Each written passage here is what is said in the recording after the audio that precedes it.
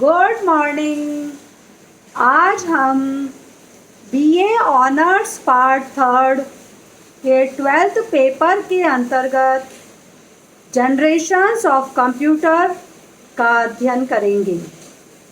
वर्तमान समय इलेक्ट्रॉनिक तकनीक का है और इस तकनीक की शुरुआत 1940 से स्टार्ट हुई और वर्तमान समय में कृत्रिम बुद्धि के प्रयोग के साथ आगे बढ़ रही है।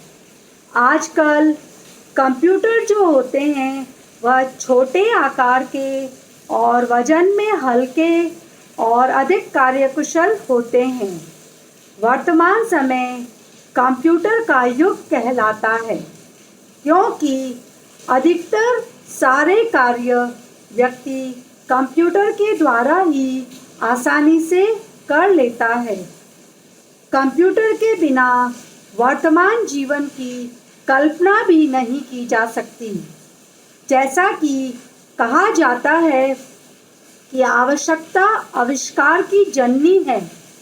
यदि हम कंप्यूटर के पीछे छिपे इतिहास को ढूंढें तो यह पता लगेगा कि मानव के सामने गणना करना या कैलकुलेशन करना सबसे बड़ी समस्या थी और इसी समस्या को हल करने के लिए मानव ने कुछ उपकरण बनाने शुरू किए या उपकरण बनाने के लिए वह प्रेरित हुआ और इसी जो प्रेरणा थी उसी के फलस्वरूप वर्तमान के अंतर्गत या इस जो आविष्कारों की जो श्रृंखला शुरू हुई थी उसका अंत कंप्यूटर के आविष्कार पर जाकर खत्म हुआ।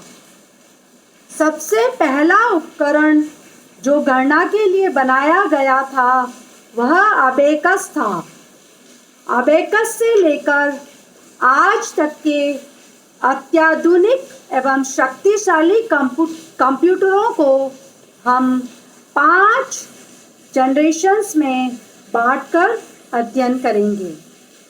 First generation 1946 to 59, second generation 1959 to 65, third generation 1965 to 71, fourth generation 1971 to 85 और फिफ्थ जनरेशन 1985 से लेकर टिल टुडे। अब हम इन 5 जनरेशनों को विस्तार से देख लेते हैं। फर्स्ट जनरेशन यानी कि प्रथम पीढ़ी।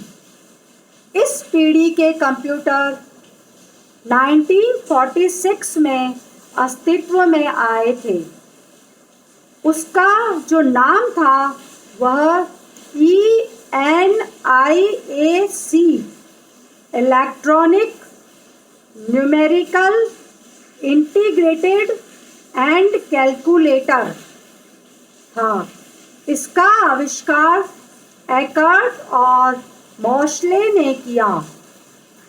इस पीढ़ी के कंप्यूटर की विशेषताओं को देखने से हमें यह पता चल जाएगा कि प्रथम जनरेशन के कंप्यूटर किस प्रकार के होते थे।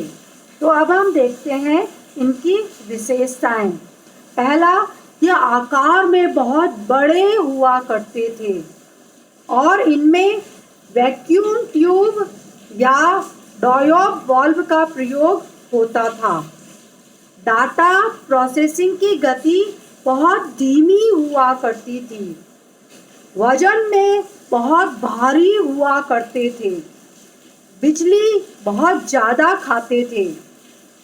बहुत महंगे हुआ करते थे और प्रयोग करना बहुत कठिन हुआ करता था। लेकिन इस प्रकार के कंप्यूटरों में भी बाइनरी लैंग्वेज का ही प्रयोग किया जाता था, यानी कि 0 और 1, जो वर्तमान समय में भी किया जाता है। डाटा स्टोर करने के लिए पंच कार्ड का प्रयोग किया जाता था। कंप्यूटरों को चलाने के लिए कई व्यक्तियों की आवश्यकता होती थी और जो रिजल्ट होते थे वह अधिक विश्वसनीय नहीं होते थे, अधिक ऑथेंटिक नहीं होते थे। इस प्रकार के कंप्यूटर का उदाहरण UNIVAC यूनिवैक 1 और IBM 701, IBM 650 एक्सेट्रा थे। सेकेंड जनरेशन कंप्यूटर यह 1959 से 65 की जनरेशन थी। इसे विलियम शॉकली एवं उसके सहयोगी वैज्ञानिकों द्वारा अमेरिका की बेल प्रयोगशाला में तैयार किया गया था। यह ट्रांजिस्टर की तरह दिखता था। इसकी कार्यक्षमता प्रथम जनरेशन के कंप्यूटर से अधिक हुआ करती थी। इसको अच्छे से जानने के लिए हम इनकी विशेषताओं को देख लेते हैं। प्रथम जो है इसकी विशेषता, वैक्यूम ट्यूब के स्थान पर इसमें पंच ट्रांजिस्टर का प्रयोग किया जाता था और आकार में प्रथम पीढ़ी के कंप्यूटरों से यह छोटे हुआ करते थे और इनकी जो स्पीड थी वह प्रथम पीढ़ी के कंप्यूटरों की तुलना में अधिक हुआ करती थी।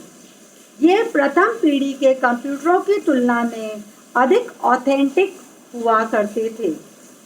डाटा सुरक्षित रखने के लिए इसमें पंच कार्ड के साथ मैग्नेटिक टेप व डिस्क का प्रयोग किया जाने लगा था।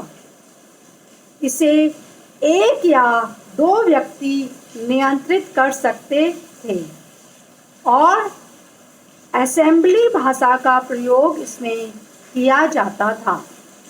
इस प्रकार के कंप्यूटरों के उदाहरण IBM 7094, UNIVAC यूनिवैक 1108, DCD व हनीवेल एक्सेट्रा थे।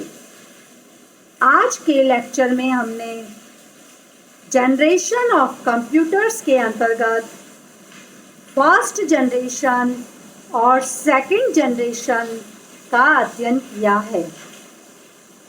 आगे के लेक्चर में जनरेशन्स ऑफ कंप्यूटर को कंटिन्यू रखते हुए third, fourth and fifth generation का अध्ययन करेंगे। आज के लिए इतना ही काफ़ी। Thank you.